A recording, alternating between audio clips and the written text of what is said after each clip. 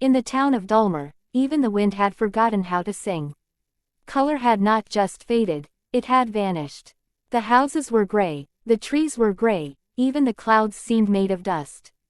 Flowers did not bloom here, and laughter had not echoed in its streets for decades. People spoke only when necessary, and even then, their voices were barely above a whisper, as if louder words might shatter what was left of the world. No one remembered when the colors disappeared. Some said it happened after a great storm. Others claimed a curse had been placed upon the land by someone betrayed. But none dared speak those stories aloud. It was as if Dullmere had fallen asleep with its eyes open, and no one dared dream again. At the edge of the town, near the forgotten woods, stood a crooked orphanage with peeling shutters and broken fences. Inside it lived a quiet girl named Miren. Miren had always known the world as gray. She had never seen the pink of a sunrise or the emerald glow of spring leaves. The only place she saw color was in her dreams, vivid, swirling, wild dreams where rivers gleamed like molten sapphire and skies burned gold. She'd wake from them with her heart pounding and her hands aching to create something, anything, to bring that feeling back. But in Dullmere, paper was rationed, chalk crumbled to dust, and all paint had long since dried up into lifeless crusts. She often sat at the top of the orphanage's creaking staircase, sketching with a charcoal stub onto scraps of brown paper. She'd draw things no one else remembered. Birds with sun-colored feathers, rainbows spilling from mountaintops, and oceans that roared in brilliant blue. "Miren," came the matron's usual flat voice. "No daydreaming. Sweep the floors." Miren obeyed, as always. She did not argue, not because she was timid, but because no one else in town remembered how to dream, and dreams were the only things she had left that felt hers. One stormy afternoon, when the sky was an angry shade of ash, Miren was sent to the attic to search for extra blankets. The stairs groaned under her weight, and cobwebs clung to her sleeves like ghosts. The attic was filled with forgotten trunks, dusty furniture, and the kind of silence that presses against your ribs. She pulled open an old cedar chest, and paused. Inside, beneath layers of old linens, sat a wooden paintbrush. Its handle was smooth and worn, and its bristles shimmered faintly, though there was no light to reflect off them. Her heart fluttered. Something about it called to her. She picked it up. The moment her fingers wrapped around the brush, warmth traveled through her palm, gentle, like sunlight through closed eyelids. Tucked beside it was a small glass jar, sealed tight. Inside was a swirl of what looked like liquid fire, bright, liquid color that moved like it was alive. Miren's breath caught. Carefully, she dipped the brush into the jar. She reached for a bare piece of wooden floor, brushed one stroke across it, and blue bloomed. It was unlike anything she had ever seen in her waking life. Not pale, not faded, but deep, piercing, luminous blue. Like the kind in her dreams. The color pulsed for a moment, then spread slowly across the board, sinking in, awakening something long asleep. And suddenly, just for a breath, the air smelled like rain. Miren stared, frozen. A tear slipped down her cheek, not from sadness, but from the unbearable joy of seeing something so alive. She didn't know it yet, but that one stroke had already begun to stir the heart of Dullmere. Downstairs, the walls seemed to tremble faintly. An old clock that hadn't worked in 20 years gave a soft tick. And outside, deep in the town's forgotten square, a single flower bud stirred beneath the earth. Miren didn't know it yet, but color, once touched, would never be forgotten. And neither would she. Miren couldn't stop staring at the floorboard she had painted. The blue had not dried. It shimmered, alive with a quiet, humming energy. It reminded her of the lakes in her dreams, ones that danced under starlight and sang lullabies only she could hear. She reached for another scrap of wood, an old drawer panel, and dipped the brush again. This time, the color that came out was green, soft and radiant, like the first leaves of spring. It spread across the wood as if it had been waiting there all along, buried under dust and time. Miren sat back on her heels, her breath trembling. It was real, not a dream, not a trick of the eye. Real color. She had found it. Or maybe, it had found her. A soft knock startled her. She quickly pulled the blanket back over the chest and slipped the brush and jar into her satchel just as the attic door creaked open. Miren. It was little Thomlin, a boy barely 8, his face smudged with ash from the orphanage fireplace. "Matron says you've taken too long."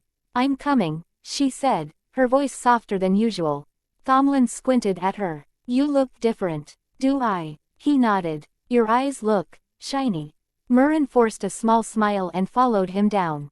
That night, after everyone had gone to sleep, Miren pulled the brush out once more and opened the jar beneath her bed. She took a sliver of broken wood and, with trembling hands, drew a tiny flower, petals in soft pink, stem in glowing green. When it was done, the flower seemed to breathe.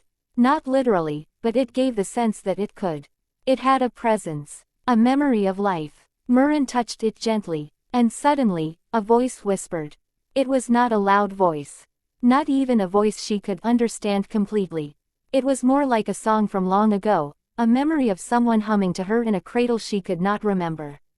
She drew in a shaky breath. What was this brush? What kind of paint whispered forgotten lullabies? The next morning, Dullmere awoke to the same gray sky. The same cold streets. But something had changed. Where Miren walked, the air felt warmer. Where she stepped, cracks in the ground seemed smaller. People stared a little longer out their windows.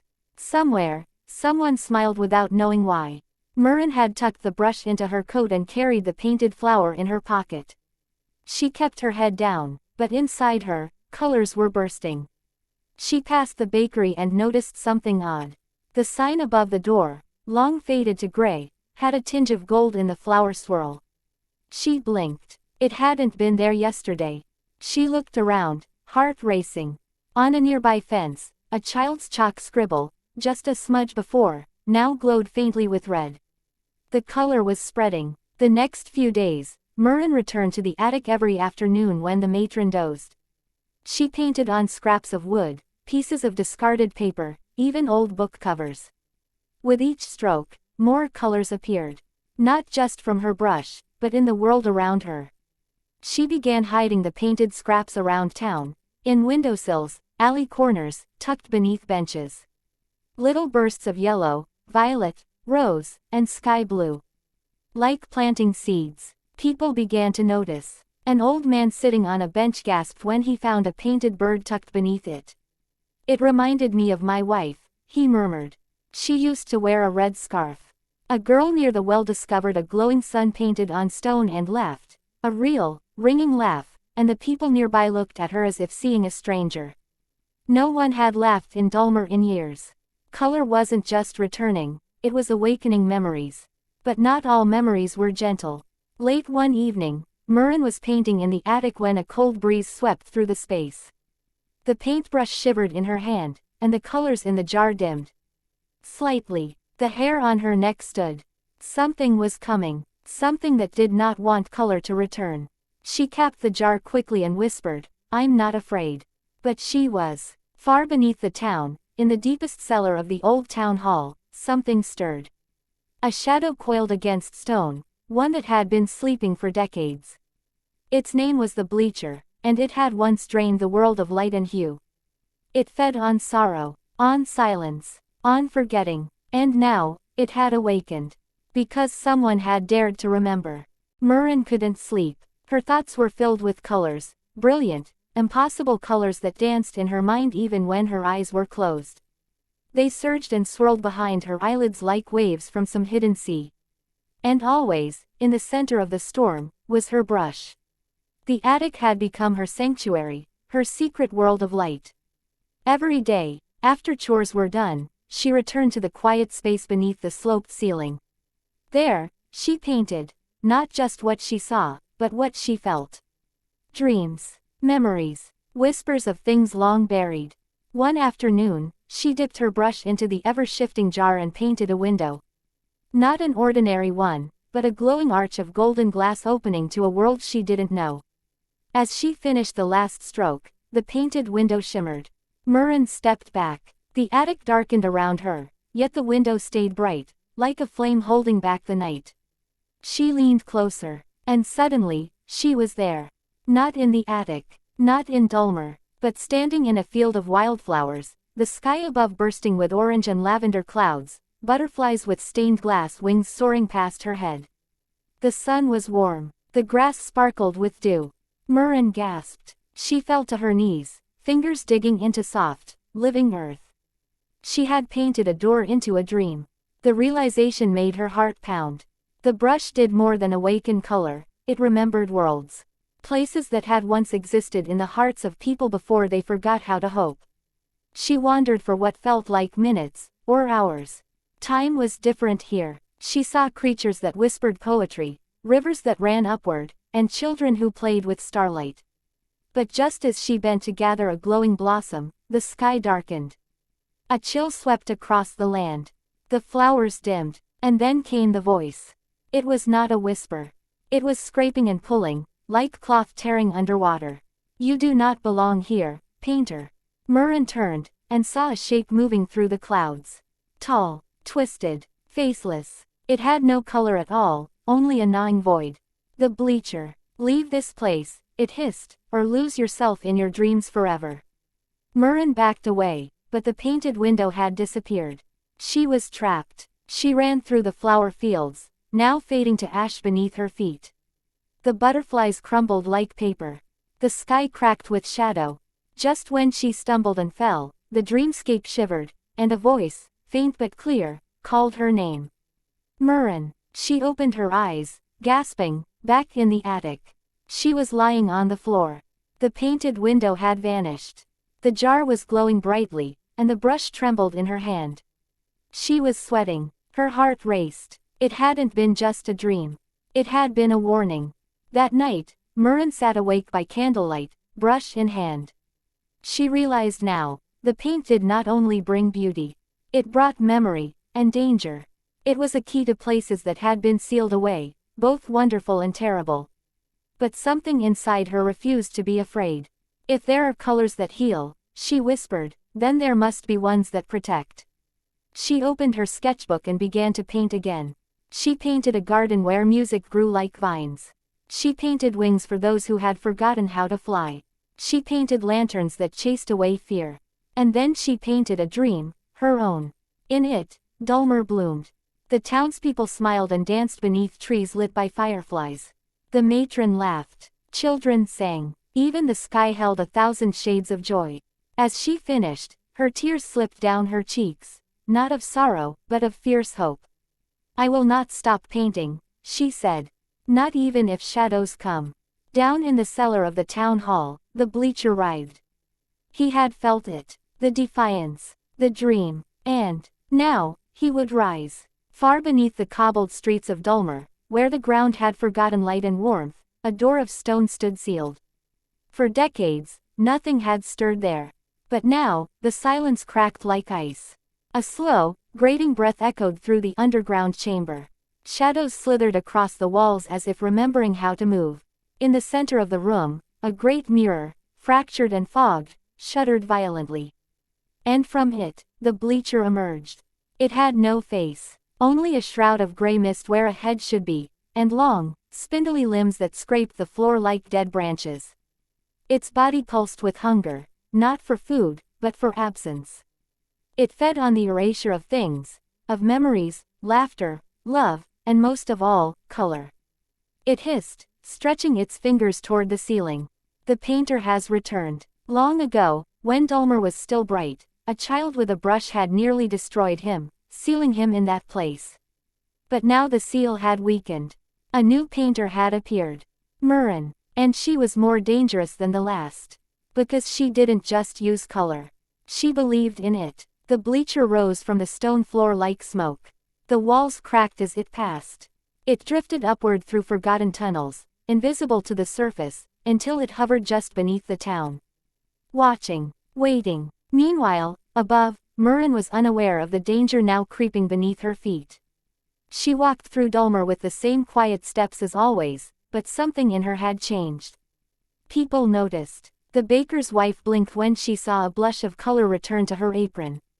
A boy tripped near the well and laughed when he landed on a pebble painted to look like a smiling cat. The colors were spreading, but Miren had also begun to see things. Not dreams, but stains. Marks on walls where shadows lingered too long. Gray streaks that moved when no one was looking. A whisper in her ear as she passed the old church. You cannot save them. She stopped in the street, heart hammering. Someone had spoken, but no one was near her. She turned, and saw a mark painted across the bakery's door. A slash of nothingness, as though something had scraped away the very world. Fear bloomed in her chest. That night, she returned to the attic, brush clutched tight.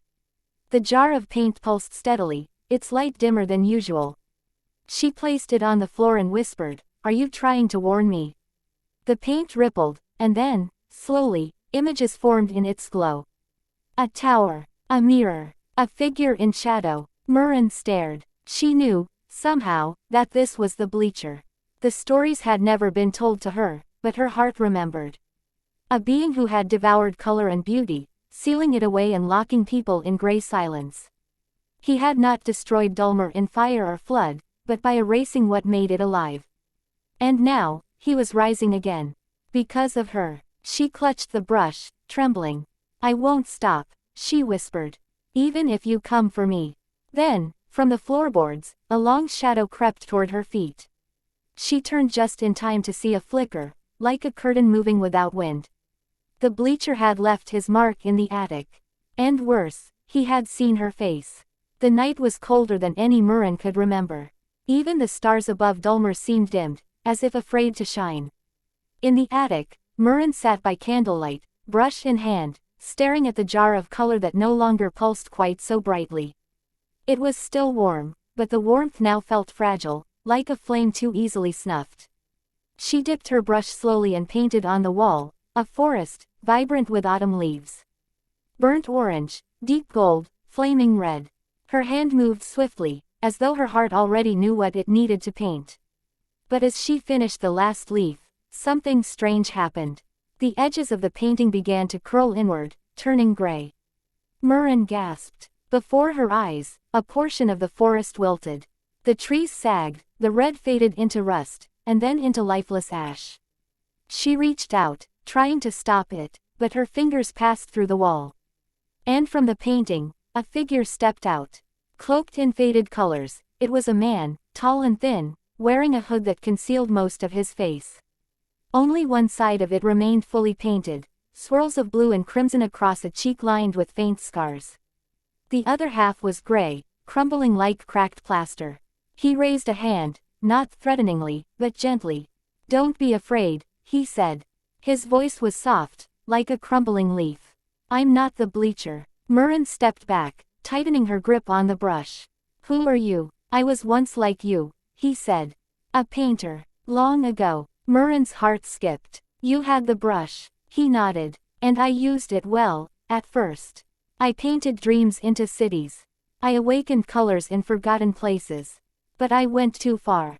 The candle flickered as he sat slowly beside the painted forest, now flickering between color and gray. "I began to paint not just what was, but what I wanted. I thought I could fix everything. I painted away sorrow, fear, even truth. I painted over pain, but pain," he looked up, his eyes shimmering, "is part of the story too." Miren listened, still on edge, but unable to look away. "One day," he continued, "I tried to paint away a terrible memory, the loss of someone I loved.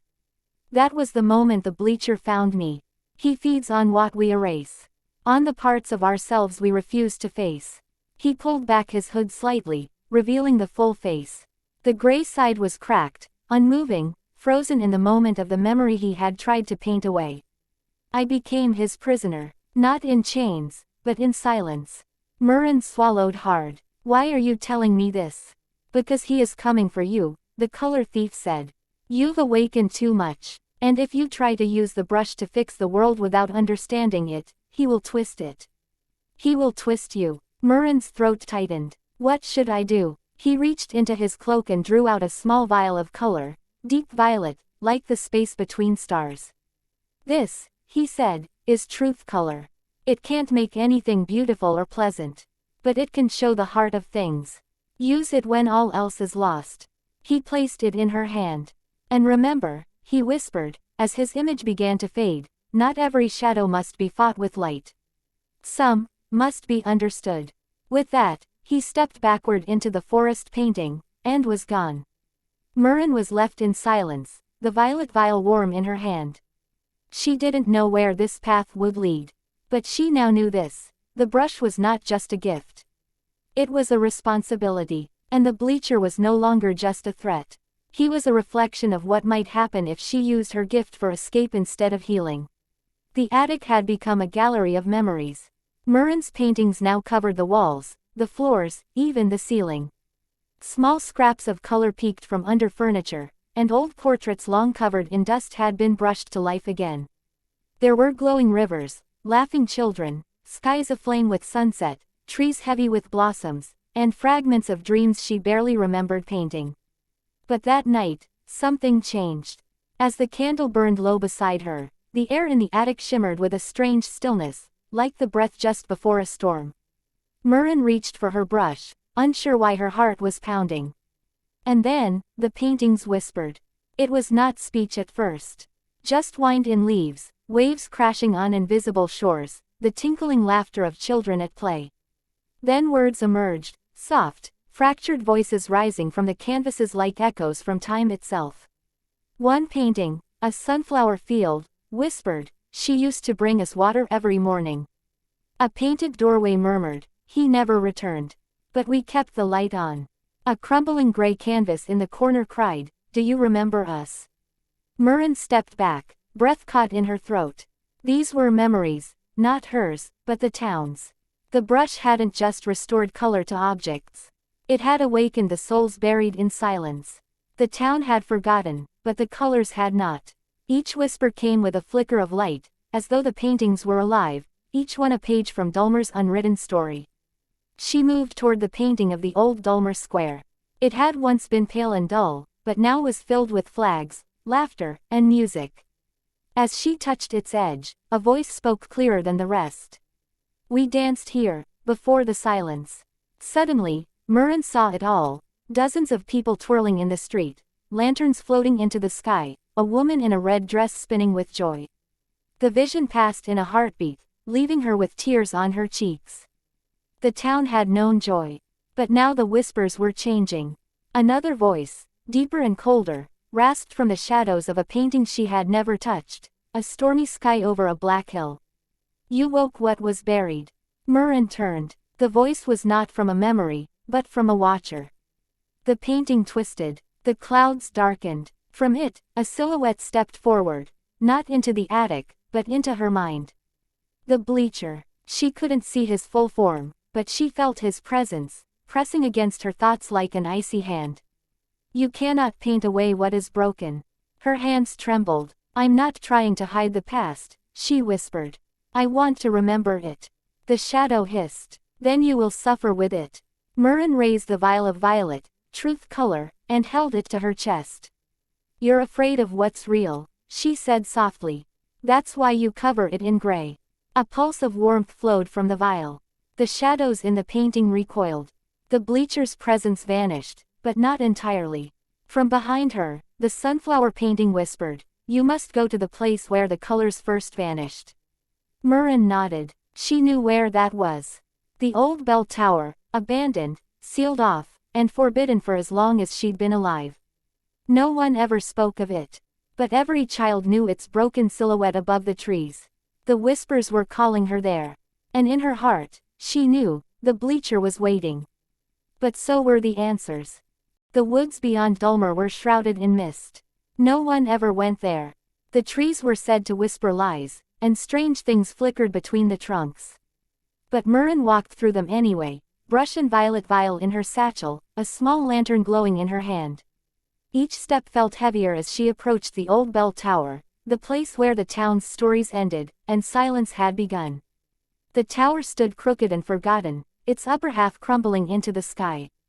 Ivy clung to its stones like ancient scars, and the great bronze bell that once chimed above the town had long since fallen silent.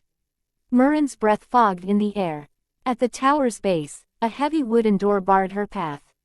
Symbols had been carved into the stone around it, swirls of spirals and eyes, now faded to nearly nothing. She reached out and touched the wood. The moment her fingers brushed it, The air shifted. A voice echoed faintly, not aloud, but within her mind. Do you still wish to see? Miren swallowed. Yes. The door groaned open. Inside, the tower was hollow and cold. The stairs had collapsed, and moonlight pierced through cracks in the high walls. On the ground, shattered wood, stone dust, and, oddly, fragments of color littered the floor like broken glass. She knelt to pick one up. It shimmered, a shard of memory. The walls were painted with murals, mostly faded and smeared. But as she stepped forward, the images began to reform, not by her hand, but by the lingering strength of stories refusing to die. On one wall, she saw Dullmere as it once was, bright, lively, full of joy. Children danced under painted rainbows. Musicians played beside blooming fountains. Artists sketched on open streets. And in the center of it all, a young girl with a paintbrush. Miren's heart clenched. It was not her. It was the first painter. The girl's eyes were bright with fire and compassion. She stood before the townspeople with arms wide, bringing color back to places that had forgotten how to breathe. But in the next mural, things had changed. The sky darkened. The people began to fight. Some wanted more color. Others demanded only beauty. They argued. Some painted over others' work. The world cracked under expectation. And then came the final mural. The Bleacher, rising from spilled paint and tears. Towering, faceless, its hands draining the color from everything the girl had touched. The girl fought back, but when the town turned on her, the Bleacher grew stronger. In the end, she sealed the paintbrush away, to protect it, before vanishing into silence. The tower had not merely crumbled from age. It had been a battlefield. Miren felt a tear roll down her cheek. The story was not one of evil defeating good. It was of hope becoming misunderstood. Of gifts twisted by grief. Just like the color thief had warned. She heard it then, a scraping above. She turned toward the stairwell.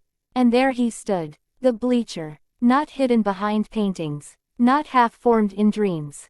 But real. He stepped down what remained of the broken stairs, body flickering like mist woven into bone. His presence filled the tower like smoke. You see now, he rasped. Color divides. It wounds. Better to live without it. Miren stepped back but didn't run. Her hand hovered over the violet vial. Color heals too, she said. You only saw the pain. The Bleacher loomed. I am the pain. I was born from it. Every time someone used color to escape truth, every lie, every loss, they fed me. Miren held her ground. Then I will face the truth. All of it. She uncorked the truth color. The liquid inside glowed violet, deep as night. She dipped her brush, and painted. A mirror. Not on canvas, but in the air itself. A swirling oval of shimmering light, reflecting not just images, but the heart of whoever looked into it. The Bleacher snarled. But he looked. And as he did, he screamed. For the first time, Miren saw him not as a shadow, but as a broken child. A boy forgotten by those he tried to help. A young artist who had wanted to fix everything, only to be cast aside when it all went wrong. He had been the first painter's brother. And he had chosen silence over sorrow. Miren wept, not out of pity, but out of understanding. I won't erase you, she said. I'll remember you. The Bleacher trembled, his form flickering. And the tower shook. The woods beyond Dullmere were shrouded in mist. No one ever went there. The trees were said to whisper lies, and strange things flickered between the trunks. But Miren walked through them anyway, brush and violet vial in her satchel, a small lantern glowing in her hand. Each step felt heavier as she approached the old bell tower, the place where the town's stories ended, and silence had begun. The tower stood crooked and forgotten, its upper half crumbling into the sky. Ivy clung to its stones like ancient scars, and the great bronze bell that once chimed above the town had long since fallen silent. Miren's breath fogged in the air. At the tower's base, a heavy wooden door barred her path. Symbols had been carved into the stone around it, swirls of spirals and eyes, now faded to nearly nothing. She reached out and touched the wood. The moment her fingers brushed it, the air shifted. A voice echoed faintly, not aloud, but within her mind. Do you still wish to see? Miren swallowed. Yes. The door groaned open. Inside, the tower was hollow and cold.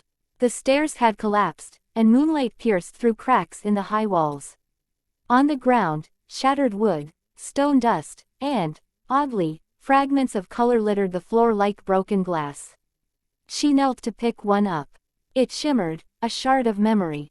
The walls were painted with murals, mostly faded and smeared. But as she stepped forward, the images began to reform, not by her hand, but by the lingering strength of stories refusing to die. On one wall, she saw Dullmere as it once was, bright, lively, full of joy. Children danced under painted rainbows. Musicians played beside blooming fountains. Artists sketched on open streets. And in the center of it all, a young girl with a paintbrush. Miren's heart clenched. It was not her. It was the first painter. The girl's eyes were bright with fire and compassion. She stood before the townspeople with arms wide, bringing color back to places that had forgotten how to breathe. But in the next mural, things had changed. The sky darkened. The people began to fight. Some wanted more color. Others demanded only beauty. They argued. Some painted over others' work. The world cracked under expectation. And then came the final mural. The Bleacher, rising from spilled paint and tears. Towering, faceless, its hands draining the color from everything the girl had touched.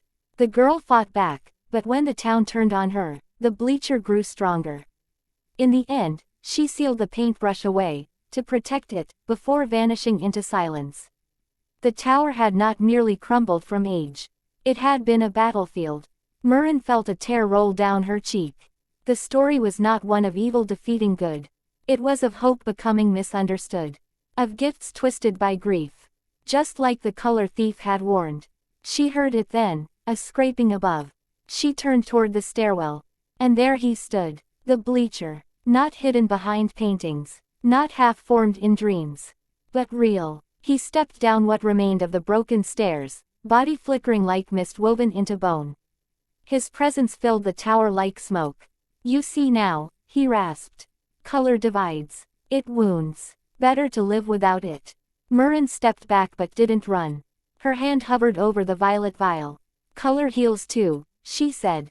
You only saw the pain. The Bleacher loomed. I am the pain. I was born from it. Every time someone used color to escape truth, every lie, every loss, they fed me.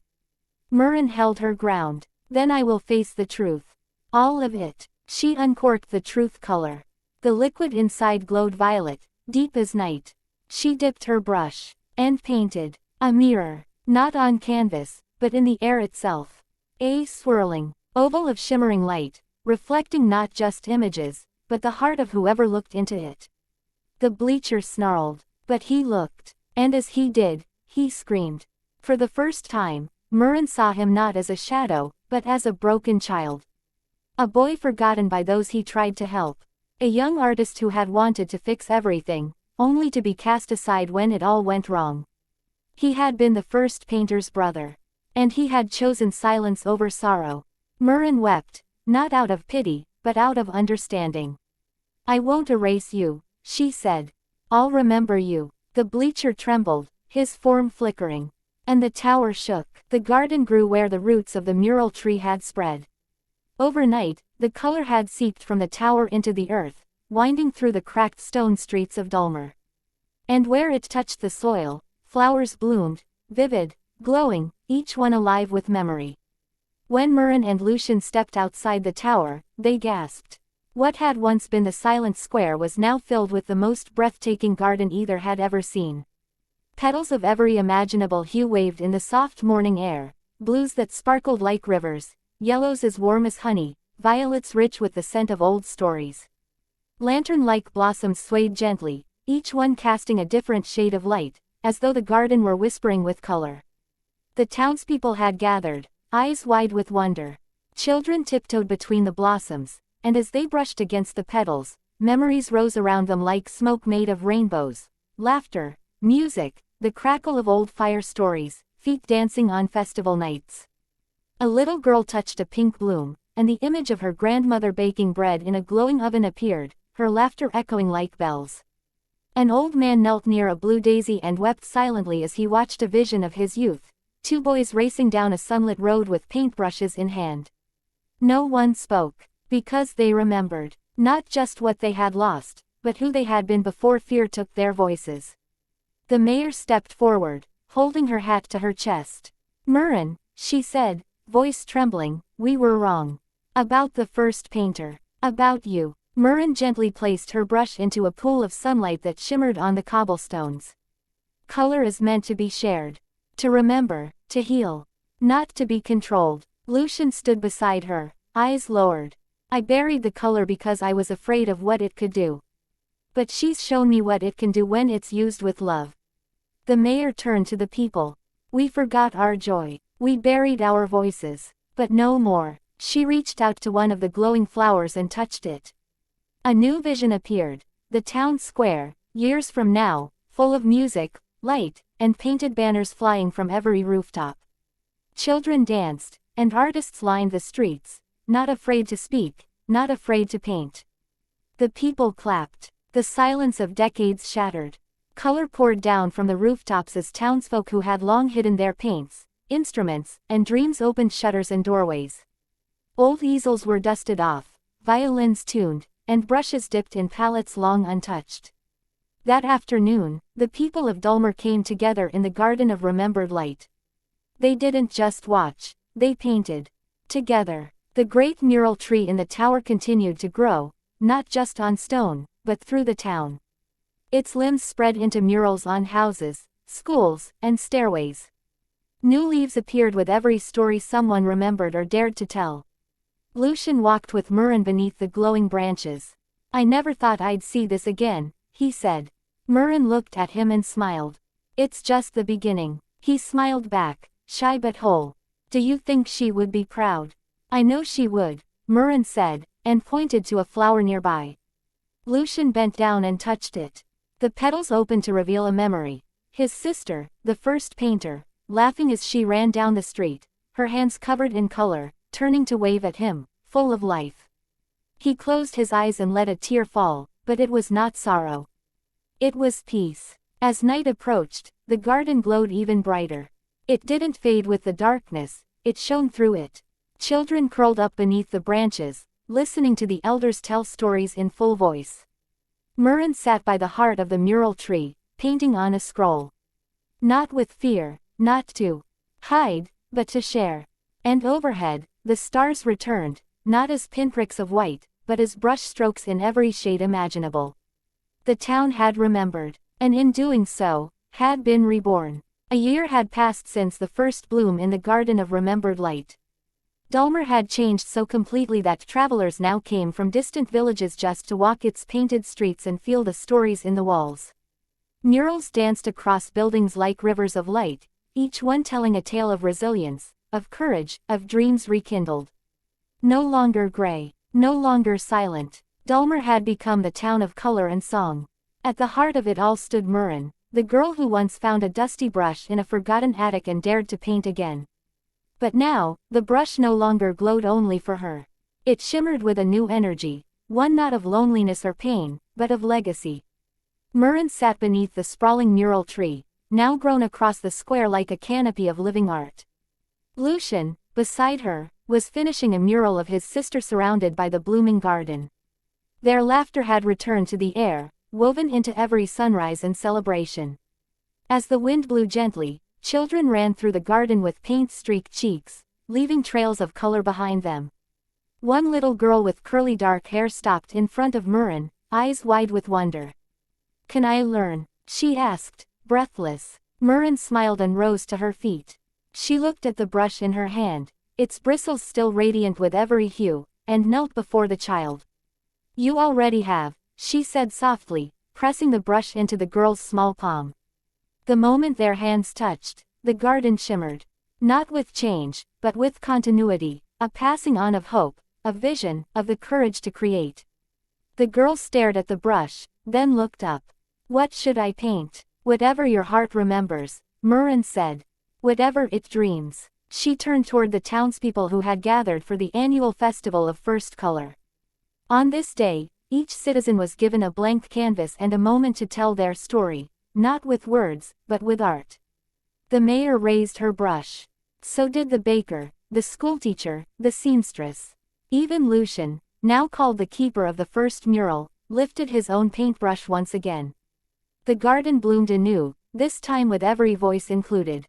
Miren walked slowly through the square, pausing to admire the paintings growing before her eyes. A boy drawing a memory of his lost puppy now playing again in color. An elder capturing the story of her voyage to Dullmere in swirling waves. A deaf artist painting music she had never heard but always felt.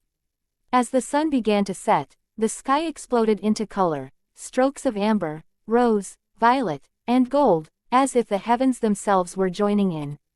Lucian approached her with a small package.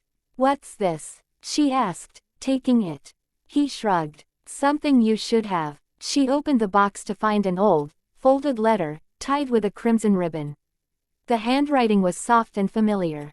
"To the one who dares paint again." It was from his sister, the first painter. Miren read the words aloud under the mural tree, her voice steady and full of light. "If you're reading this, then the world needed you. Art is not about beauty.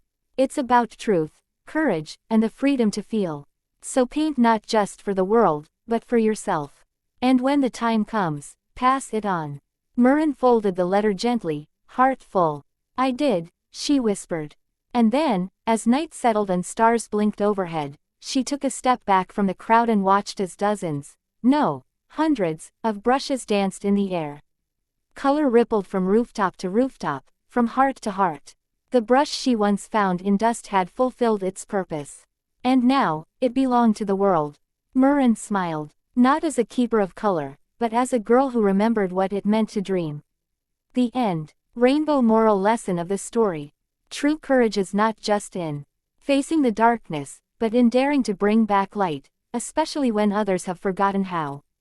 Creativity is not a gift for one, but a spark meant to be shared, passed on, and multiplied. For more motivation stories, please like, share and subscribe this channel. Thanks and God bless.